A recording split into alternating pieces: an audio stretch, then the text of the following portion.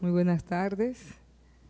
En nombre de la Fundación Global Democracia y Desarrollo y de los premios Funglobe GFDB 2011, les damos la cordial bienvenida a este acto sencillo pero profundo a la vez, porque cada vez que se ponen en circulación obras, yo pienso que son consagraciones y son actos de verdad que tienen méritos propios, porque crear y ver la creación en una publicación es la consumación de algo muy grande para un ser humano y para una sociedad. Yo los felicito, yo estoy aquí con Nan Chevalier y con Bismar Galán, que ganaron Nan Chevalier el tercer lugar en el premio de ensayo con la obra Antihéroes Onetianos, habitantes de proyectos fallidos. Y Bismar Galán, que obtuvo el segundo lugar con la obra Antropología del semáforo, el comercio informal en Santo Domingo. Ustedes asumieron un reto fundamental, porque el ensayo es un género literario que se cultiva relativamente poco en República Dominicana. Razones no las puedo especificar yo. Sí los invito a que iniciemos este encuentro y esta tertulia, tal vez con una reflexión sobre cómo ustedes se aventuraron a incursionar en un género que demanda mucho de un autor, porque no es solamente sentarse a narrar, tal vez desde el punto de vista de la ficción. Ser creativo tal vez puede resultar fácil para el que domina la herramienta básica, que es la lengua, el lenguaje, pero el ensayo implica una labor de hormiga, de investigación. Entonces, yo sé que el reto es mayor. Yo les invito a esa reflexión primero, sabiendo que en unos momentos esperemos que nos acompañe Pedro Carreras, el autor que todavía no ha llegado y fue quien obtuvo el primer lugar del concurso con la obra Una centuria tocando acordeón, de Ñico Lora a Tatico Enríquez. Vamos a iniciar con ustedes dos. Bueno, buenas tardes. Como siempre, mi agradecimiento a Funglode por la organización de estos premios. A mí me parece que es una labor extraordinaria. Recuerdo hace unos años cuando, en el 2008, que tuve el honor de ganar el premio con el libro Sancocho Dominicano, Trascendencia y Simbolismo de un Plato. Y en esa misma oportunidad el premio de poesía Pedro Mir, con En la piel de la mirada, que también han sido publicados por Funglode, cuestión que agradezco mucho porque sabemos que no es solo escribir, sino que te publiquen, también es un reto bien interesante, y tener a alguien que publique tus premios es un reconocimiento. En esa ocasión le decía a Leonel, precisamente cuando daba mis palabras de agradecimiento, que bueno, este año le correspondió a Nan por sus dos menciones, ¿no? Sus dos premios en el concurso. Le decía el valor que yo le veía al hecho del ensayo, porque él me decía, bueno, son temas poco cotidianos. En el caso mío específicamente, a mí me encanta estudiar en las comunidades porque hago antropología cultural, en el mundo que me muevo, y por tanto es un poco cómodo para mí escribir los ensayos. Bueno, de ahí está también el trabajo sobre el Licey. Pero yo creo que el ensayo, como bien tú dices, es un reto muy grande que tiene, no digo que el escritor como tal, sino el país. A mí me parece que hay que trabajar en el sentido de buscar una mayor producción de ensayos de todo tipo, no importa la categoría de ensayo de que hablemos, pero sí me parece que es una necesidad, porque es un género en el cual tú puedes expresar una cantidad de conceptos, significaciones y demás, buscar una cantidad de relaciones, ya que simplemente creo que el ensayo es quien lo permite. La poesía, la novela, el cuento, es verdad, se escribe muchísimo, pero el ensayo tiene otra dimensión de la cual podemos dar fe a través de una obra en concreto. Le paso a Nan, porque tú no viniste aquí ¿verdad? Venimos a hablar los dos, porque si no, no se comparte esto. Bueno, saludos, jóvenes. No, yo muy encantado de escucharte siempre, ¿no? Por toda tu formación. Como comentaba antes del acto, Lo que ocurre con el ensayo es que exige una pasión que debe ir acompañada de una disciplina, que otros géneros a veces te exigen la pasión, pero puede ser más flexible con la disciplina. Digamos, el poema, el cuento, sin que esto signifique que escribir un cuento sea más sencillo que escribir un ensayo. Pero hay una disciplina adicional, hay toda una técnica que no se puede abandonar, por ejemplo, el tipo de citas, ¿no? Las referencias bibliográficas que hay que tener al momento de escribir un ensayo. En mi caso, el trabajo Antihéroes onetianos, habitantes de proyectos fallidos, es un homenaje que yo empecé en mis años de estudio de literatura. Fue mi tesis de maestría, es un trabajo más amplio. De hecho, lo que se presentó aquí es un capítulo de ese trabajo sobre el autor uruguayo, cuyo mundo me fascinó desde el inicio, desde que lo conocí en los años 80 con una novela que se llama El astillero. Entonces, en ese trabajo yo evalúo, para usar una palabra excesiva, 12 novelas de Onetti y 37 cuentos de ese autor. Y me refiero específicamente al tema de la relación amor y odio, en una parte, al mundo sombrío de esos personajes que van por la vida sin ningún tipo de fe, ¿no? Que vienen de vuelta de la vida totalmente desencantados, pero que no tienden a expresar ese desencanto como una tristeza, sino totalmente convencido de que esa falta de fe es lo que debería mover el mundo. Por eso la tercera parte del ensayo hace alusión al existencialismo hispanoamericano y tiene como trasfondo al existencialismo europeo y en sentido general, ¿no? Citas sobre Schopenhauer, sobre Kierkegaard, etc.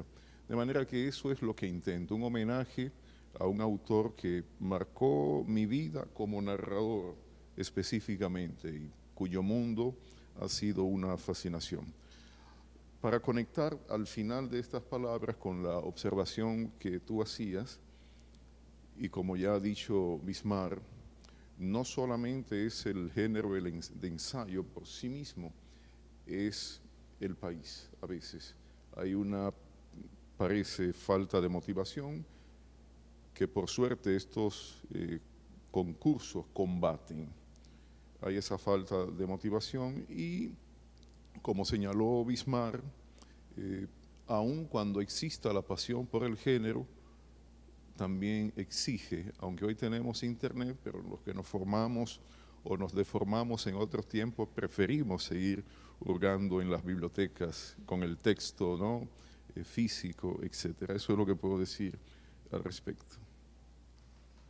Sí, yo quería apuntar que en los premios de la edición 2011 concursaron 11 ensayos. Es decir, que la aspiración es que esa cifra se multiplique. Y precisamente estamos nosotros ahora ya a las puertas del cierre, ¿verdad, Catherine? De los plazos. Sí, la semana entrante, el 3 de septiembre, es decir, que los que van a apostar a obtener este galardón todavía tienen tiempo, una semana apenas, pero el plazo está ahí. Esperamos que se animen y que le digan a sus relacionados que participen. Yo voy ahora a provocarlos con mucha mala fe. Yo les voy a mencionar 5 ensayistas y yo quiero que cada uno de ustedes me diga de esos 5 con cuál se quedaría, con cuál se ve reflejado, o si pueden llegar a la conclusión de que con ninguno. Tienen libertad, ¿eh? No, son dominicanos de todo. Yo traté de ser mala, enfocándome en diferentes ideologías para retarlos, a ver. Pedro Enrique Sureña, Juan Isidro Jiménez, Joaquín Balaguer, Manuel Núñez y Carlos Esteban David. Mira, yo necesariamente me quedo con Carlos Esteban David. con Carlos Esteban Davis porque establezco una conexión desde que llego al país en esas búsquedas antropológicas para ver las conexiones con temas muy propios, temas cubanos. El referente que tuve fue Carlos Esteban Davis, porque él ha estudiado el tema canario, y uno de los temas que primero yo estudio es el tema canario, la presencia canaria en República Dominicana. Y quizás por eso, quizás porque los demás he tenido que verlos de forma incidental, porque no he tenido esa mayor motivación, pero sí me quedo concretamente, si es la pregunta, con Carlos Esteban Davis, sobre todo porque en sus textos, aunque sean históricos, siempre le da un toque antropológico, alguna interpretación antropológica que en definitiva, dentro del ensayo, es lo que a mí me interesa. Si yo no me muevo en el ensayo, en otro enfoque que no sea esencialmente lo antropológico. Entonces, por eso, ese es el mío. ¿Cuál es el tuyo, Hernán? Bueno, yo me quedo con Pedro Enrique Sureña. También tiene que ver con a quién uno haya leído y conocido más, ¿no? Por razones lógicas de mis estudios, yo he tenido más contacto con la obra de don Pedro y, ¿no? Por ejemplo, 6 ensayos en busca de nuestra expresión, para mí me resulta un tema fantástico, además de que ligado a mi quehacer como profesor durante algunos años en la UAS, siempre tuve que profundizar sobre la concepción del hombre dominicano y específicamente de la literatura dominicana y latinoamericana.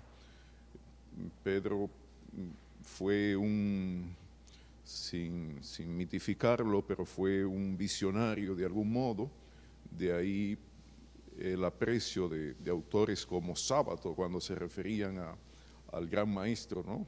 Dice Sábato en algún texto por ahí, que hay la famosa anécdota que le dice, ¿qué hace usted con todos esos papeles aquí? Cuando en La Plata asistía a una de sus cátedras. Y él le contesta, bueno, posiblemente aquí haya un escritor. Bueno, ahí estaba Sábato. También el cuento que le dedica Borges, etcétera. Pero no es por el mito a lo que estoy haciendo referencia, es por el conocimiento sobre la literatura dominicana y la literatura hispanoamericana en sentido general. Y de los demás autores que han mencionado, me gusta la polémica que introduce en el ambiente literario y cultural dominicano Manuel Núñez. Yo estoy en la actualidad trabajando como encargado de publicaciones de la Universidad PEC y tuve para mí la dicha de enfrentarme a los días halcyoneos, que es una expresión precisamente basado es un título que él toma de una expresión que usa don Pedro para referirse a los días que don Pedro podía sacar, ¿no?, para escribir, con esa vida tan agitada que llevó, debatiéndose entre múltiples empleos y una carrera académica. Entonces, yo aprovecho también para llamar la atención sobre ese libro que publicó la Universidad PEC, Los días halcyoneos, de Manuel, sobre diferentes aspectos de la literatura dominicana y también aspectos históricos y polémicos, como los temas de la fronterizos, etc. Entonces me quedo con esos dos autores. Déjame hacer también una acotación que no lo mencionas, pero he tenido la oportunidad de trabajar en los últimos tiempos con toda esta serie de libros que el Ministerio de Cultura ha sacado de Más Enrique Ureña, y también por esa conexión con lo cubano, es decir, no solo de Más Enrique Ureña, pero me parece que hay unos ensayos ahí que es de obligada lectura para todo el que quiera ensayar y hacerlo con la mayor calidad. Y en cuanto a lo que tú decías de Pedro, todo un maestro. Yo antes me firmaba Bismar Galán Galvez, y de que empezaron a identificarme un poco con la literatura y como escritor, había leído que en cierto momento Pedro Enrique Ureña le dijo a Juan Bosch se firmaba Juan Emilio Bosch Gaviño, y él le dijo, no, búscate, tú tienes que ser Juan Bosch, porque tú vas a ser muy buen narrador. Como vas a ser muy buen narrador, te van a conocer como ese gran narrador. Por tanto, entonces yo me lo tomé también, Juan Bosch. Entonces yo también me quité el segundo apellido y quiero mucho a mira, Hernán Chevalier, ahí lo tiene. Tú no solamente el apellido, el segundo apellido, sino el nombre también. Yo me quedé con Bismarck, me gustó, tiene un toque alemán ahí fuerte. Vamos a dar paso a la participación del público. Yo creo que es interesante también que ustedes le hagan preguntas a los autores. ¿Alguien se anima? Fíjense que yo fui provocadora, pueden hacer cualquier tipo de pregunta, ¿eh? Son simpáticos, no se atemorizan. Bueno, en lo que van pensando en qué preguntar, yo diría una exhortación a los jóvenes dominicanos. Ayer yo asistí a la puesta en circulación de una novela y a la Antigua, José Rafael La Antigua, ensayista por demás, hacía una reflexión sobre la novelística dominicana y sobre lo mucho que se ha hecho, a pesar de que uno siente que se ha hecho poco o que siempre se dice que falta esa gran novela dominicana. Y él un poco hizo un recorrido para llegar a la conclusión de que sí hay propuestas y de que sí se ha hecho mucho. Yo quisiera saber, ¿cómo ustedes invitarían a los jóvenes que anhelan ser escritores a incursionar en el ensayo? ¿O ustedes entienden que primero tendrían que hacer un recorrido desde la cuentística, de otro género que tal vez se considere un poco menos intenso para llegar al ensayo? Me atrevo a preguntar así. Bueno, ahí posiblemente empiece la primera guerra entre Hernán y yo, y es casi seguro que tengamos criterios opuestos. Mira, yo tengo la concepción, así lo he visto y se lo he dicho a muchas personas que asisten a algunos talleres que he desarrollado, que cada persona tiene que empezar a escribir por donde le nazca. ¿Qué le motiva a escribir? ¿Te motiva a escribir poesía? Escribe poesía. Un día tú puedes cambiar de carrera, como mismo se hace en las universidades, pero lo que tiene que partir es de escribir. Yo empecé escribiendo décimas, hago décimas todavía, pero hago ensayos. Entonces yo creo que se trata de eso. Y el primer... creo que uno de los consejos más grandes que se le puede dar a alguien es leer. Es decir, leer y una lectura crítica que te acerque a lo mejor de esa literatura dominicana. Y creo que cometí un gran error antes de pronunciar la primera palabra, y fue no reconocer que el título de mi libro se debe a una persona que muchos conocemos, yo creo que la mayoría, y que es un ejemplo de constancia en la literatura, en todos los géneros, que ha sido una persona que ha tenido esa capacidad de escribir de todo, y es Marcio Veloz Mayolo. Es decir, este proyecto mío de Antropología del Semáforo es un libro que yo estoy trabajando desde que llegué a República Dominicana en el 2002 y lo presenté en el 2011. Es decir, es una de las cosas, hay que dejar que la obra madure. Y Marcio me ha enseñado mucho en ese sentido, pero el texto inicialmente se llamaba Ventas de Semáforo, y desde que él leyó una parte me dice, no se llama así, se llama Antropología del Semáforo, y no hubo discusión, es decir, eso era una ley. Entonces yo creo que también acercarse a esas personas, acercarse a su obra, acercarse a la persona, interactuar. Hay muchos jóvenes que piensan que los grandes escritores o los premiados o los que están en una actividad están como en un pedestal, son inaccesibles, y es todo lo contrario. Es decir, esas personas que a veces las vemos distantes son las de más fácil acceso para uno aprender. Entonces, mi consejo es acercarse a la obra y acercarse también al escritor, en cualquier momento. Yo, desde lo poquito que sé de esto, de escribir, saben todos los jóvenes que siempre pueden contar conmigo. Eso está de más decirlo.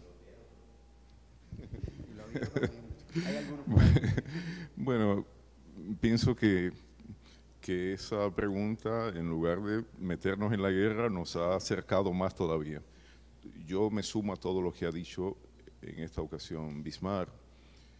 En el ensayo sobre Onetti, una de las citas para mí fundamentales de William Faulkner, maestro por excelencia, no solo de Onetti, de otros autores, pero a Onetti se le echó en cara muchas veces y él, con su carácter muy decidido, siempre dijo, no tengo influencia, yo lo he copiado.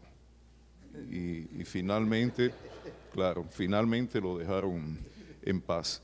Faulkner dice, lo único que hay que hacer es tratar no de ser mejor que nuestros coetáneos, hay que ser mejor que uno mismo cada día. Esa es la búsqueda, ¿no? Como dice Bismarck, cada quien en el género en el que se sienta más cómodo, por supuesto. Pero quiero referirme también, a propósito de ensayística y del comentario que tú hacías sobre la novelística, específicamente dominicana. Porque si he trabajado sobre la obra de Onetti, que es un autor tan poco comercial, ¿no? Todo el que ha leído a Onetti sabe que hay que leerlo por una pasión por la literatura, pero nada comercial. Yo he hablado, sin ser ningún gran novelista, pero me he referido a la novelística dominicana en sentido general. Ya Bismarck ha mencionado a Don Marcio, que es una figura fundamental, y así hay otros autores.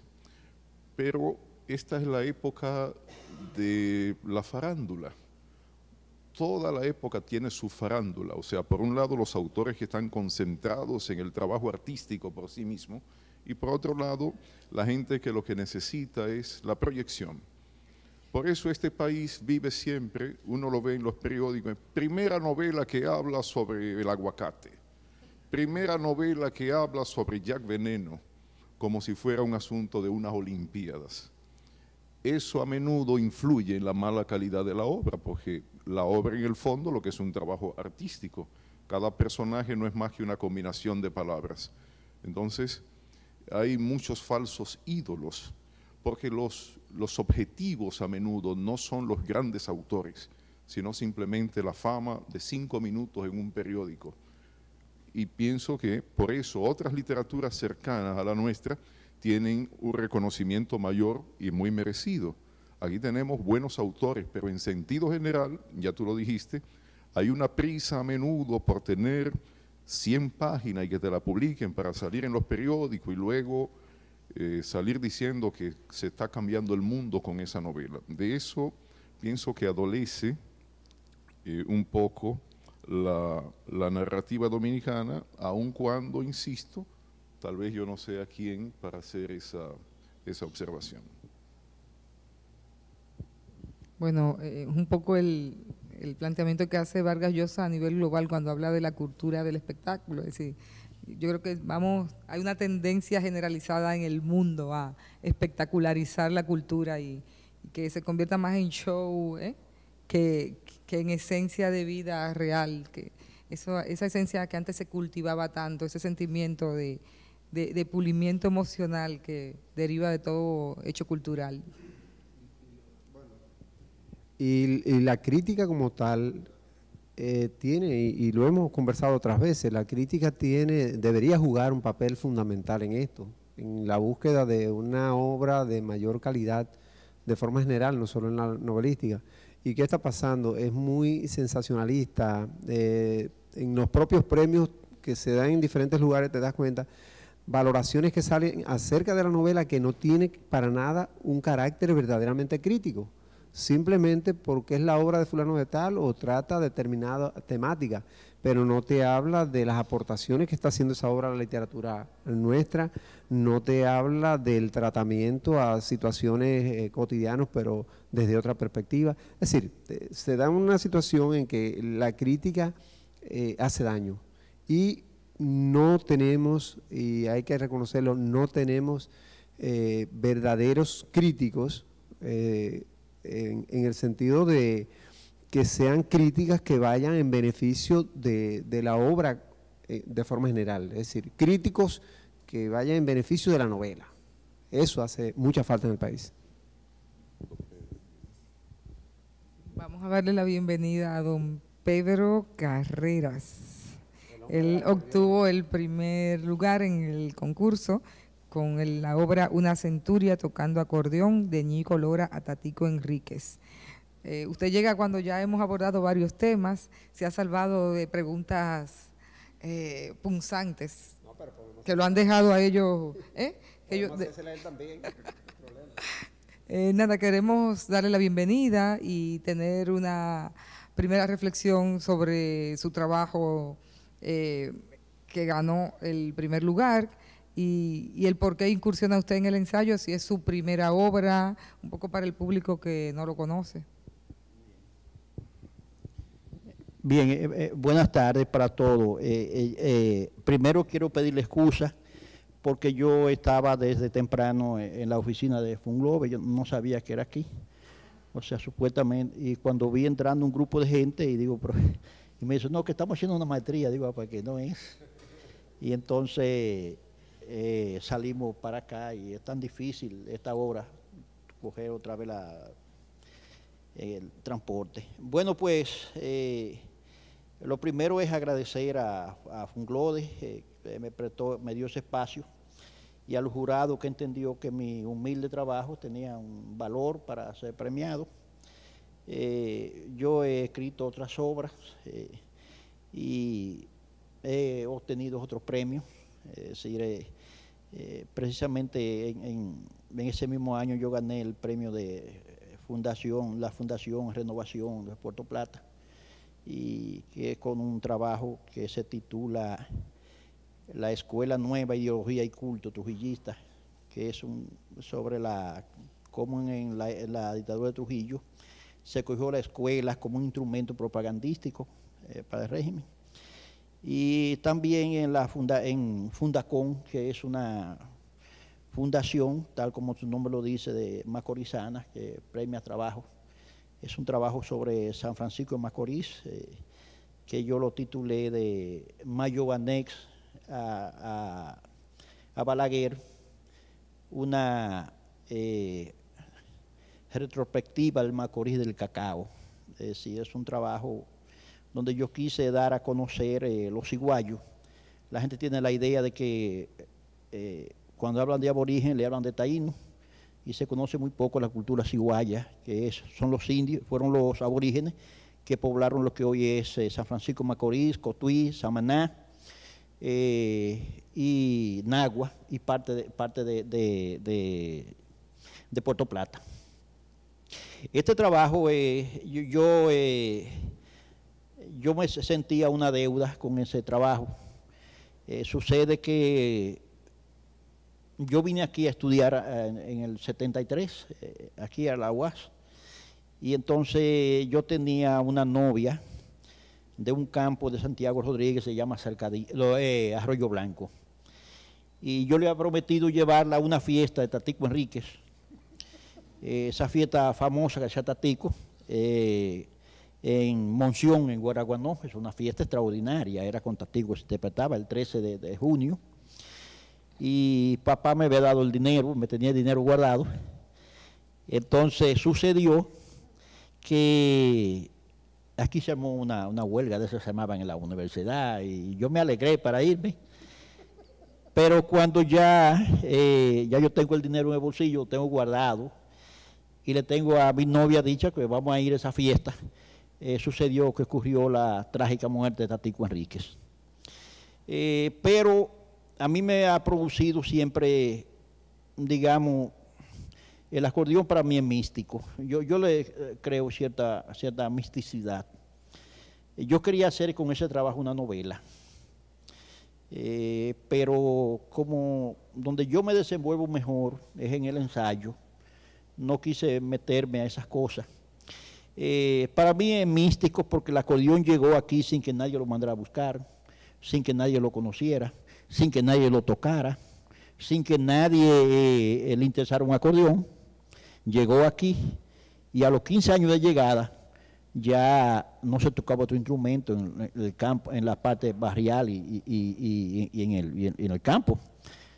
Se llevó de paro el 3, el 4, el triple, y se llevó la bandurria, y entonces le cantó a la gallera, le cantó al general, le cantó a la patria, le cantó al dictador y se convirtió en el ritmo nacional. Es decir, yo creo que el acordeón será estudiado por muchos otros autores.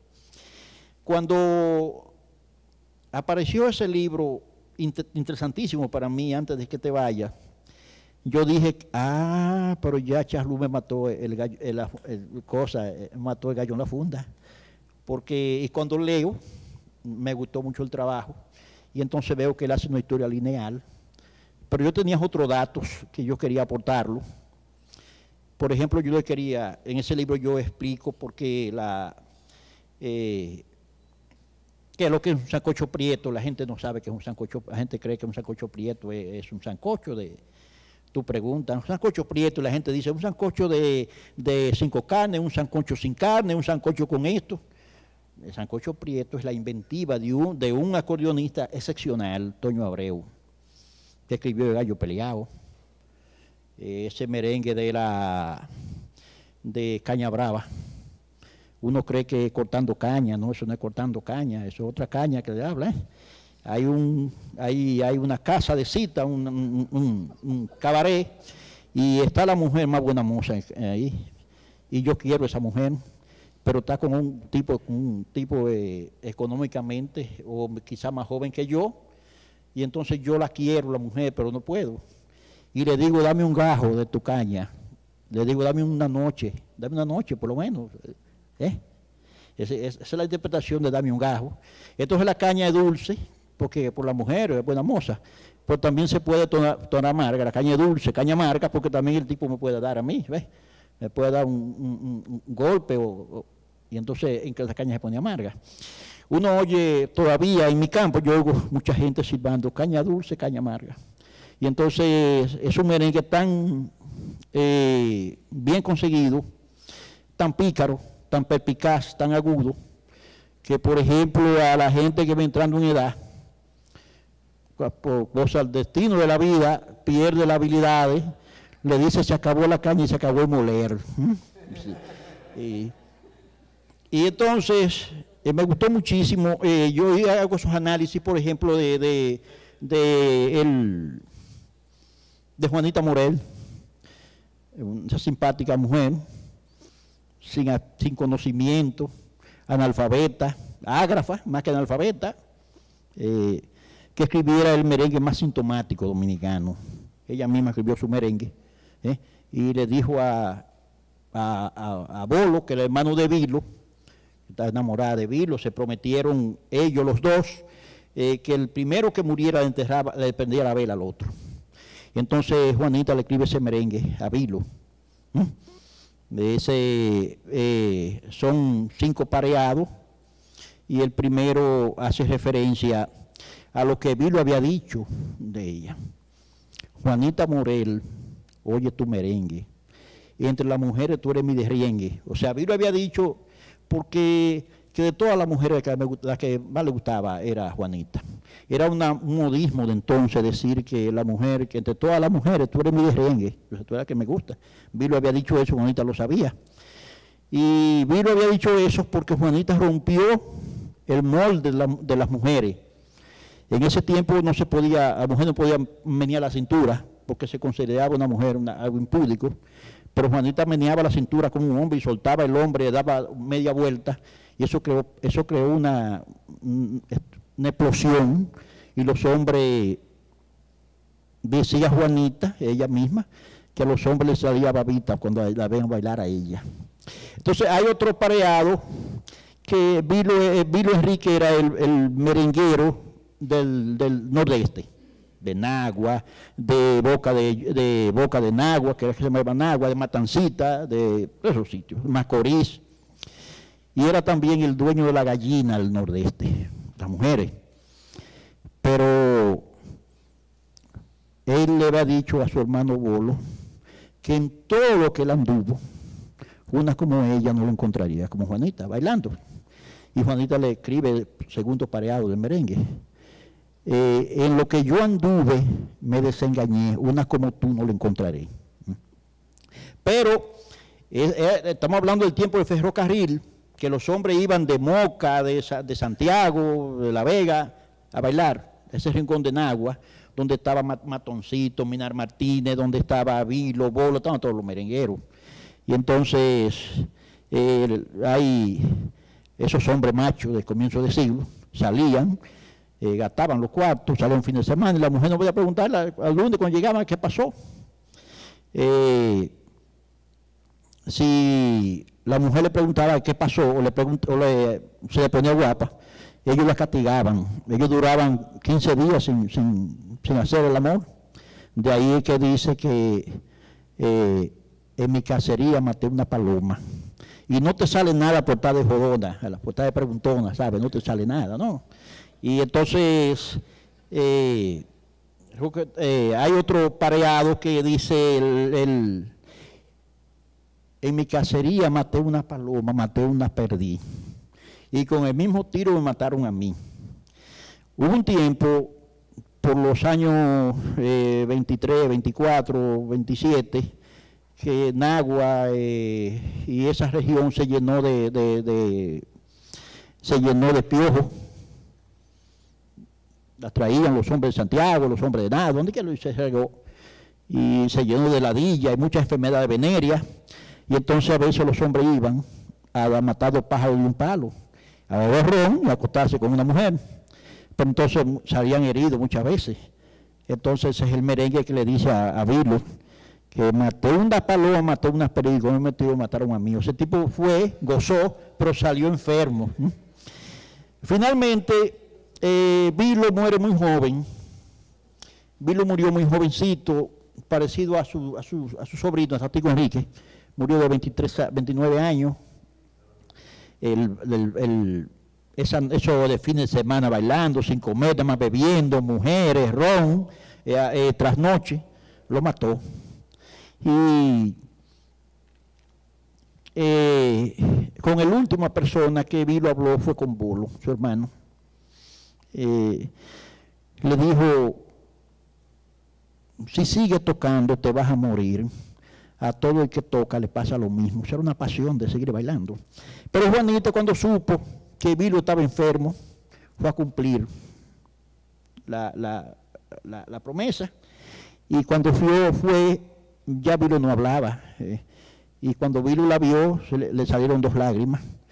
Y Juanita le prendió la vela. De ahí que se murió Vilito en Loma de Cabrera. Y Juanita Morel le prendió la vela.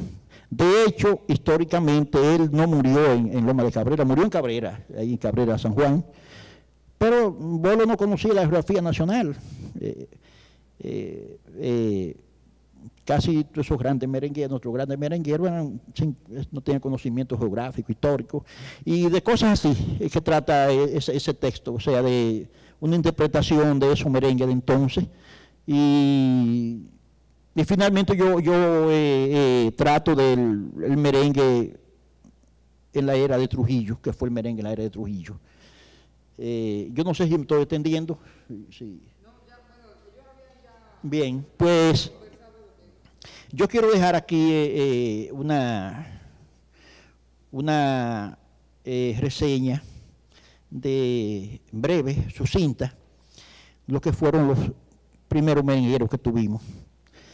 Los 3 grandes merengueros quienes delinearon el merengue, quienes le dieron fisonomía, fueron Ñico Lora,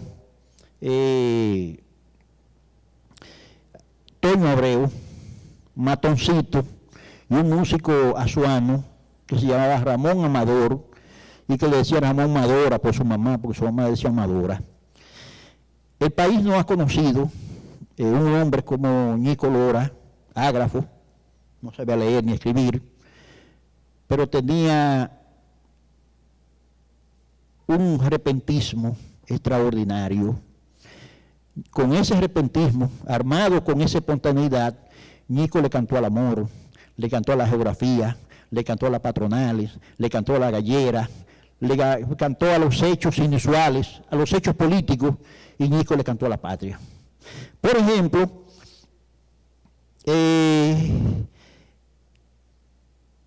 un un merengue que cumple ahora 100 y pico de años es Telefonema, que Ñico se lo escribió a Pedro Pepín, el gobernador de Santiago. A él lo subía en una mesa para que le tocara al gobernador. El Telefonema es un merengue que hace referencia al telégrafo.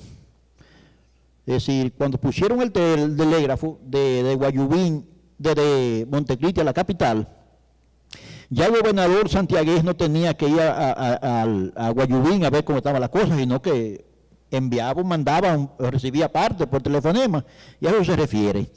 Pero uno de los merengues donde Ñico se puede demostrar la espontaneidad de Ñico sucedió con la revolución de los comeburros.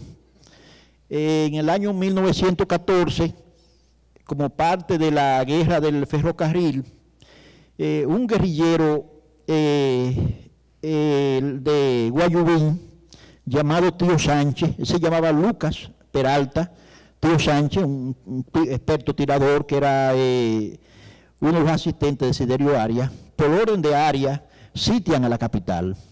Y la capital duró a Santiago, y Santiago duró 6 meses sitiada, donde no entraban los campesinos a traer comida y esas cosas, ni entraban recuas. Y entonces la gente tuvo que comer verdolaga, comerse los gatos, comer para poder sobrevivir. Y cuentan que el general Sánchez, que era quien defendía la ciudad, Manuel Sánchez, se vio tan apretado cuando vio su tropa sin comer, que mandó a matar una salea, que es la hija, que es una burra joven. Mandó a matar una salea para darla a los militares. Y entonces cuando mataron esa salea, nadie quería comer. Y Sánchez cogió una carne y se la comió para que se llevaran de él. Y entonces Ñico Lora le escribió ese merengue, Mataron una salea, que dice dos versos, dice: mataron una salea y nadie quería comer, y Sánchez comió primero para que se llevaran de él. Y eso, en el año 1924 ocurrió un hecho muy lamentable en Santiago, que fue que el mayor Lora, César Lora, a quien Trujillo sustituyó como comandante norte en el 25, estaba conviviendo con la mujer del teniente Sanabria, que era dentista, era el que le llevaba los dientes. Y Trujillo, que quería el puesto de Lora, investigó el lugar y la hora en que Lora se juntaba debajo del puente de Yaque con la mujer de esta Navia. Y cuando estaban en la acción le dijo: mira, le mandó a decir: mira, te están pegando cuernos. Y salió Sanabria para allá y le dio un tiro a mayor Lora y un tiro a la mujer. Y eso fue un motivo. En una fiesta, sin esperarlo, salió Ñico Lora con ese merengue, que debajo del puente Yaque mataron al mayor Lora por estar enamorando del teniente de la señora. Cuando el teniente encontró al mayor, aló por su arma para defender su honor. Pues por ahí seguía. Pero Ñico también demostró ser un patriota. Cuando se estaba bregando, cuando se creó la Pura y Simple, Enrique Carvajal, Américo Lugo, Cilia Pepín, toda esa gente en aras de que salieran los norteamericanos, Ñico se apareció con un merengue desafiando a los interventores. Un merengue que decía: en el año 16 llegaron los americanos, pisando con su bota el suelo dominicano. Y dijo Carvajal, defendiendo la bandera: no pueden mandar los americanos en esta tierra. Los americanos en tierra de Duarte siempre se entrometen. Los haremos ir dándole machete, los haremos ir dándole machete, los haremos ir con fuerza y valor.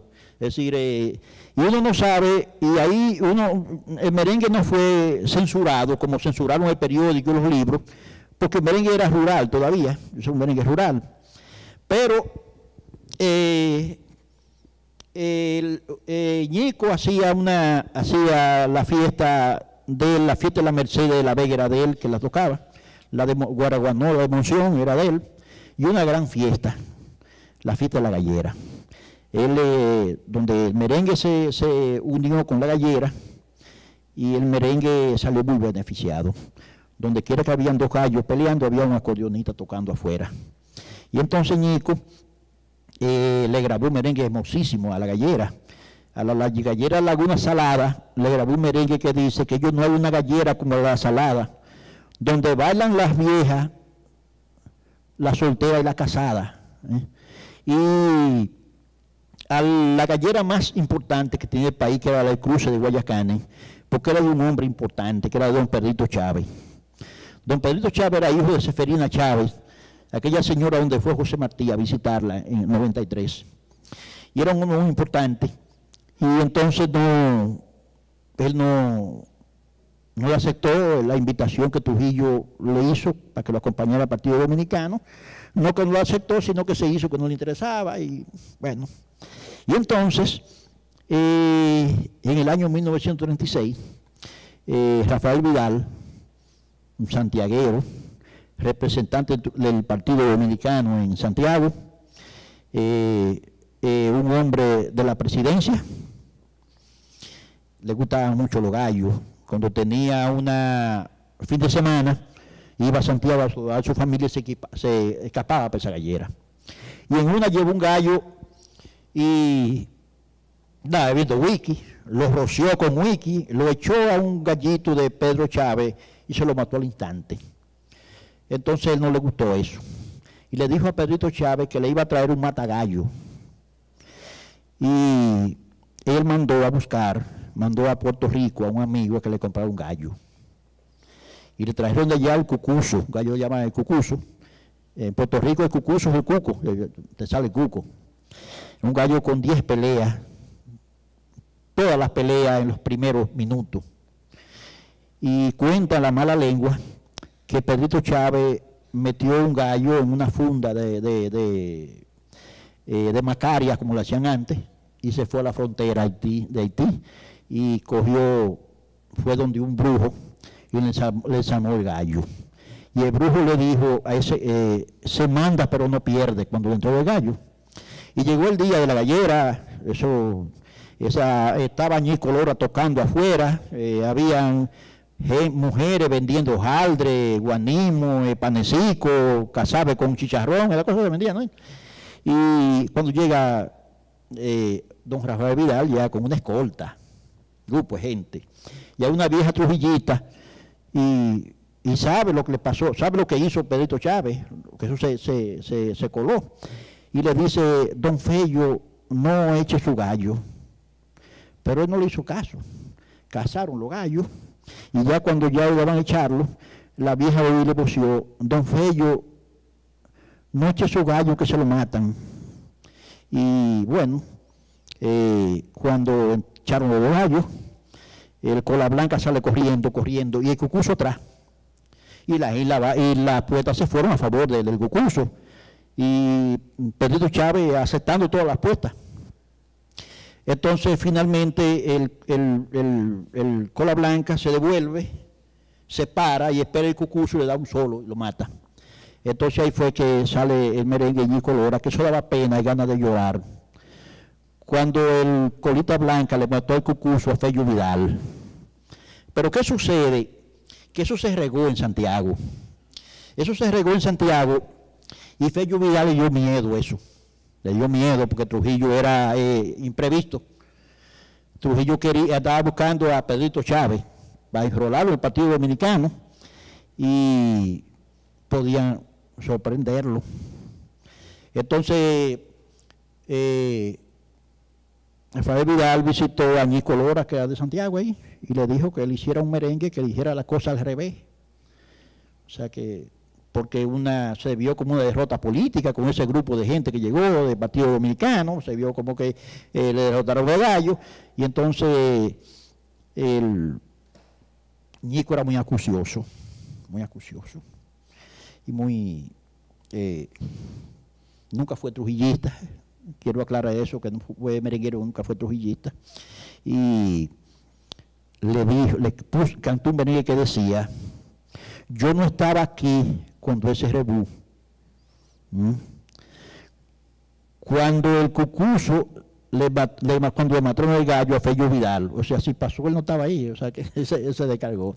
Bueno, pues, si espontáneo era Ñico Lora, Entonces, Toño Abreu era el hombre perspicaz. Toño Abreu que inicia lo que se puede decir el doble sentido en el merengue. Era perspicaz, era muy agudo, cosas. Ese merengue que él compuso El Gallo Peleado, el Sancocho Prieto es de él. El Sancocho Prieto que lo tomó una orquesta y lo hizo un merengue grandísimo de Toño Abreu. La gente, que ese Sancocho Prieto, los hombres se meten a bailar, se metían a bailar, a parrandear, a beber, y ya medio asirimbao, como le llamaban a los medio borrachos, se comían el Sancocho Prieto.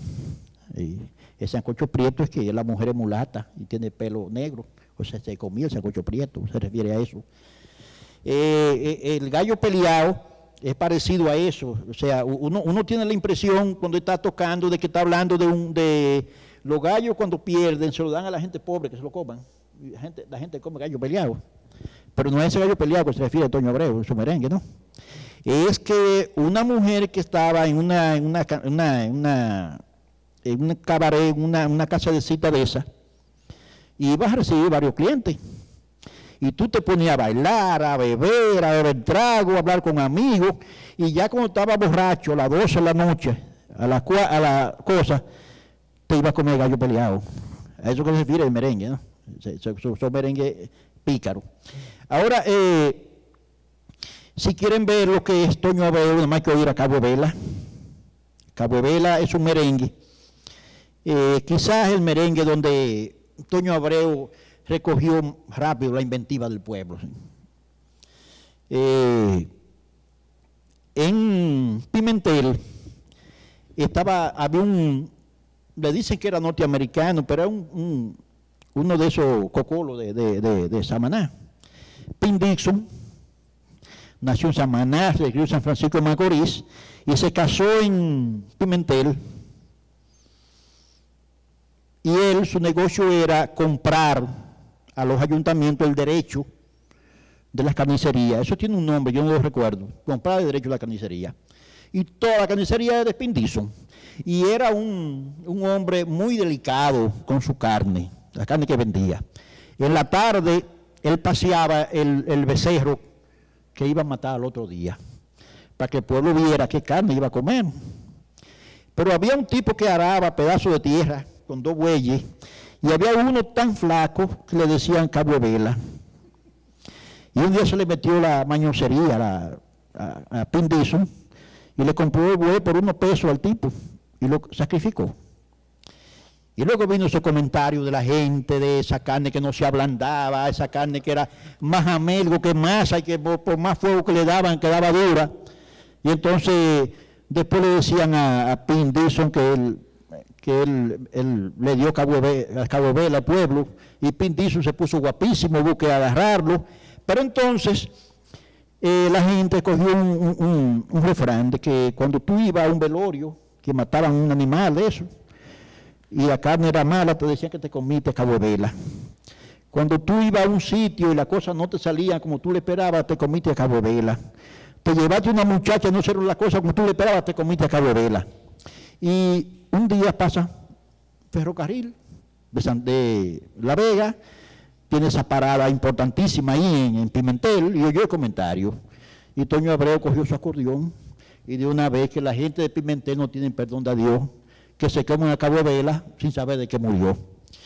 Hay una discusión grande con el merengue Cabo Vela, y es que en forma típica es de Toño Abreu, aunque un merenguero desconocido llamado Jen del Sur tenía un carabiné, una especie de carabiné llamada Cabo Vela, que no se sabe si fue el de Toño el primero o el de él el primero. Entonces Toño Abreu era diferente en la visión de construir el merengue, pero él tenía otra particularidad, y era que él leía pero no escribía. Pero entonces Matoncito, Ramón Amézquita, fue el que mejor instrumentó el acordeón de todos los tiempos. y ni era un hombre espontáneo, ni tampoco usaba la picardía para el merengue. Fue el merengue de amor a la mujer. Ese merengue que cantó era linda, era hermosa como la flor del sol. Era un hombre enamorado de la vida, del oficio. Desgraciadamente le tocó vivir una vida azarosa, terminó en una miseria extraordinaria. Y básicamente ese es el panorama. Pero entonces había un merenguero que hacía un merengue muy rústico, muy rupestre, muy pedestre, que era el Ramón Amador en Asua, porque en el sur no gusta el tambor y el acordeón. En el sur gusta, es decir, la mangulina, el carabiné, que le agregaban el balsier y el acordeón y hacían un instrumento. Pero él fue extraordinario con eso, pero en el Cibao resultaba pedestre ese merengue. Se cuenta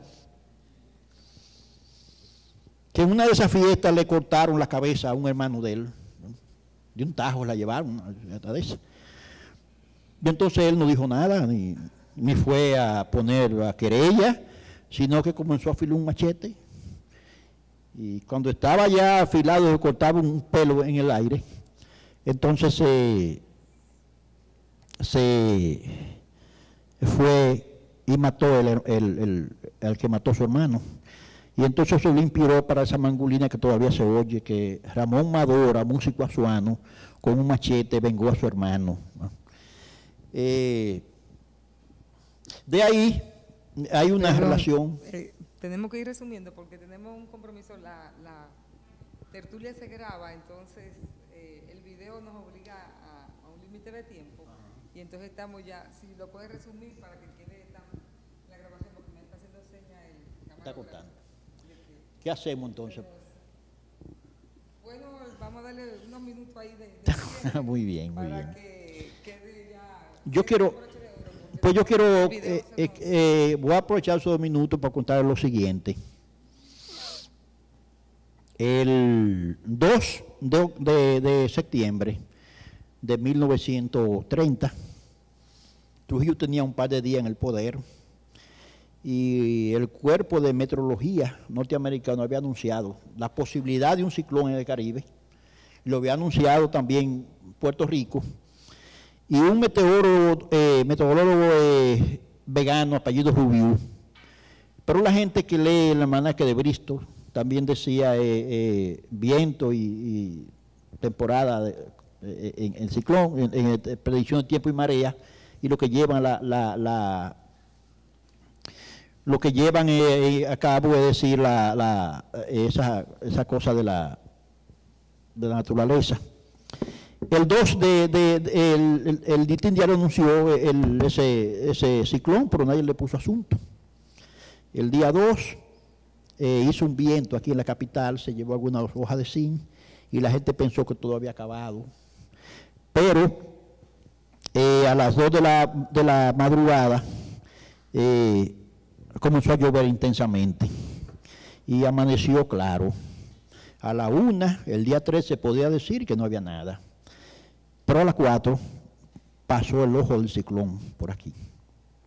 Se llevó, se calcula en la primera parte de 4.000 muertos, 20.000 heridos. De las 10.000 casas que tenía la capital quedaron 500 paradas, las amarras del puente se rompieron. El país quedó en ruina.